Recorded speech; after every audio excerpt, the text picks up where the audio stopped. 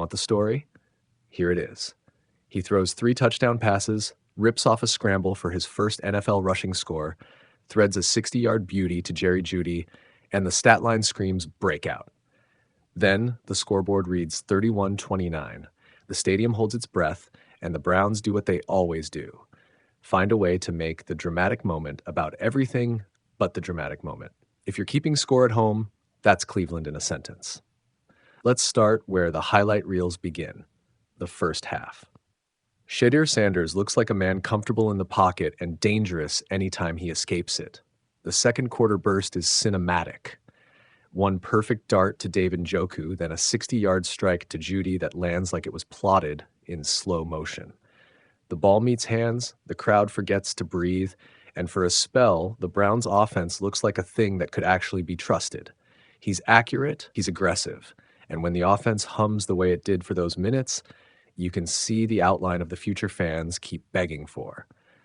But football is a long, ugly business, and games live in halves. The second half begins like a bad dream. Punts pile up, the wind and the weather steal rhythm, and then the mistakes arrive like the tide. A wounded duck overthrow drops into Xavier Woods' arms and turns into points for Tennessee. Tony Pollard breaks loose on 2 long runs, and suddenly the lead swings. A turnover here, a costly misread there. Little things multiply into a scoreboard that reads Browns down by 2 touchdowns. You can point to a few technical breakdowns. Sanders, still a rookie, holds the ball too long at times. He tips throws, this patting the ball before release that telegraphs the pass to defenders. He has moments of panic. Intentional grounding on a scramble feels like a player fighting the speed of the NFL. But to reduce the story to rookie mistakes is to miss the texture. He also throws passes that would be the envy of vets. Timing routes that slice zones, a deep ball with touch only the greats can manufacture. What you watch is both rawness and realness at the same time. Down 31-17 with 5 minutes left, the kind of moment coaches measure careers by, Sanders does something he's been doing since college. He fights. He engineers a drive, keeps plays alive with his legs, and converts a chaotic short yardage scramble into his first NFL rushing touchdown. That play isn't pretty. It's not elegant. It's grit. It's a rookie understanding that sometimes the right answer is make something happen. He gives his team life. Then the final drive. 7 plays, 80 yards, heart in mouth, all the film room debates about readiness and plumbing the depths of potential collapsing into 60 seconds.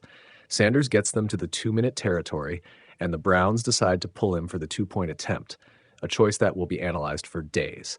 Instead of trusting the hot hand with the league on his shoulders, they call a gadget play, a direct snap to a runner. The snap fumbles. Chaos. The conversion attempt fails. The game ends. Titans win. Browns lose. There's a tragic poetry to it.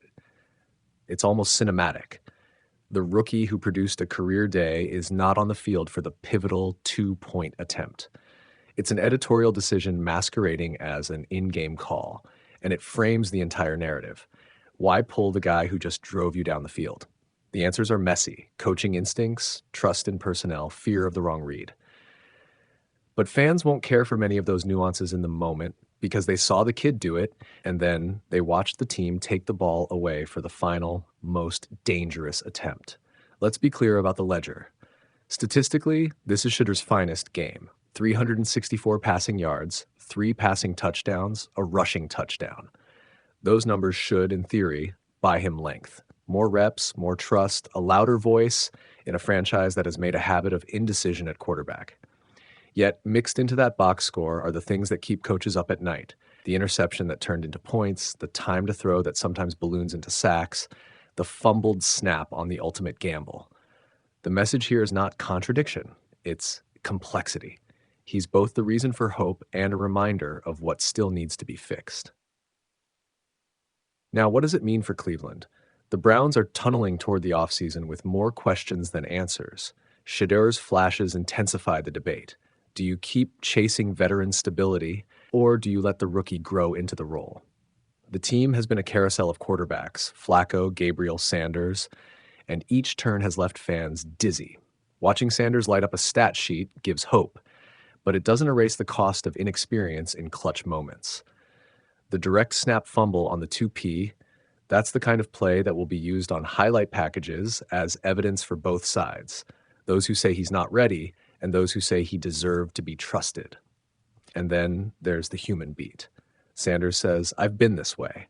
This is God showing a lot of people who I am." That's a young man staking identity in public. It's vulnerable and brave. For a franchise that has so often been defined by short-term reactionary moves, a young quarterback willing to take the blame and keep swinging is rare currency. The question is whether the front office is willing to compound that faith into the patient work needed, reps, coaching tweaks, and roster support that actually protects development. What should the staff do? First, give him reps with the starters and run consistent packages that hide his weaknesses while maximizing his strengths. Quick game, rollouts, play action with firm rules on when to scramble and when to throw the ball away. Those are coaching details that convert potential into performance. Second, shore up the snap exchange protocols. That direct snap turnover is a basic special teams game management breakdown that falls on preparation as much as it does on the moment. Third, build the supporting cast, run game protection, schemed releases for a quarterback who's going to improvise. The offense should be engineered around his best traits, not around avoiding them. For Shedeur himself, the homework is clear. Quicker reads, cleaner mechanics, fewer fingers on the ball. The padding that tips throws, fix it. The tendency to drift backwards and hold the ball, shorten it.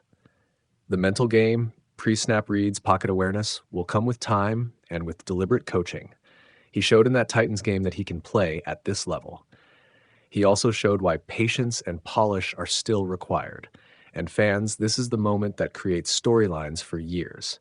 You will see clips of the deep ball, and you will see clips of the final failed conversion. Both will be true. Both will be used alternately by Twitter and by talk radio to prove opposing points. But the real story lives in the gray. A rookie who did both brilliant and flawed things in the same afternoon, and a franchise that will now have to choose whether to lean into him or lean away. Here's the bottom line. Nobody wants to sugarcoat. Shedeur's game against Tennessee was a mirror. It reflected promise, it reflected peril, and it reflected the chaotic identity of a Browns team at a crossroad. If the Browns back him, they buy into the messy, nonlinear path of development. If they don't, this performance will become the what if that follows his career forever. But let's end where he ended. Fighting. The kid drove the team late, made the plays when it mattered, and stood in the post-game press with more conviction than a lot of veterans do after a loss. That matters. It's not the only thing that matters, but it is something. Grit, belief, and the kind of fire that can be fanned into a franchise's future or snuffed out by impatience. Cleveland can take the safe route and keep flipping names at quarterback, or it can look at a 364-yard, 4-touchdown day and say, we will make this work. Either choice will define the next offseason. Either choice will leave a mark. Shedeur's message, raw, confident, unfinished, is simple. I've been this way. The better question for Cleveland is, will they let him stay that way, or will they change him into something else? What if I told you the quarterback who just threw for 364 yards and 3 touchdowns still left town with nothing to show for it? That's the weird little heartbreak the Cleveland Browns served up Sunday. A box score that screams potential and a scoreboard that yells disappointment. From the jump, this felt like a rookie duel with a movie poster twist. Shedeur Sanders versus Cam Ward, the #1 overall pick. Tennessee struck first, and the Titans looked alive early. A 16-yard connection to Elik Ayomanor and a 65-yard touchdown run that immediately put the Browns on their heels. You could see it in the cold air. Cleveland needed a statement, and Shedeur decided to give them one. Almost. The first half was the kind of tape you show to scouts and optimistic GMs. Shedeur threaded a gorgeous touchdown to David Njoku, then uncorked a 60-yard strike to Jerry Jeudy that was the purest highlight throw of the afternoon. Timing, touch, and the kind of downfield vision scouts drool over. By halftime, the Browns carried a 17-14 lead, and the narrative was shifting from, who even is this kid, to, wait, could this be real? Then the second half happened. The reminders that development is still development. 6 straight punts opened the half. Weather came in, and for a stretch, both teams looked like they'd forgotten how to move the ball. Then Shedeur gave us a brutal sequence. An overthrow that a Tennessee defensive back picked off, and 2 plays later, Tony Pollard scampered in from 32 yards. That one play turned the tide. In a blink, Cleveland went from in control to chasing answers. Here's where the game becomes a lesson plan. Shedeur finished